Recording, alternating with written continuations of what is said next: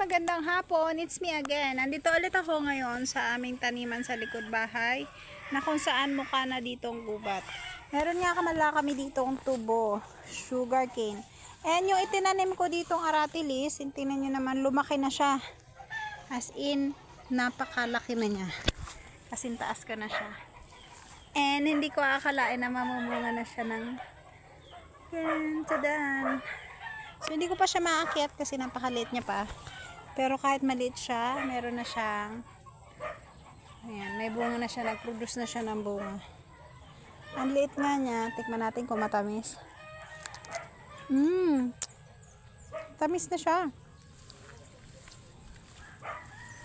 Sarap, tamis. Tingnan nyo nga naman.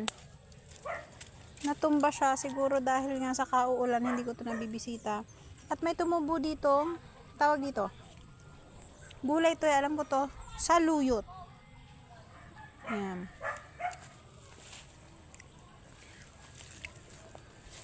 Yung isa pa lang ang hinog ng alateres, pero I'm so happy meron akong puno ng alateres dito. Sana mabuhay ka pa ng matagal para ako ay makakuha ng maraming alateres. Alam nyo, kinakain din to eh. Hindi ko lang alam kung anong tawag dito. Hala, ang dami dito ano. Sinabog ko lang to dito dati nagsipagtubo. Tapos yung natakpan na kasi meron ako dong ano. Ang tawag dyan. Yan oh. Okra. Tapos yung binili namin na saging. Nabasurahan na, nadamuhan na. Bakla! Gaano kayo?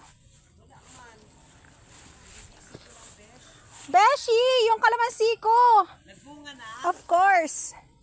Tingnan mo. Nako! Lalagyan ko to ng ano? Ano ba yun? Kuko! Papatukaan ko to. Uy, bakla! Ano na? Yung kalamansi ko, oh. Ano na? Masyolakit ah. Masyogay? Masyogay. Wes makita sin ano? Syulatan?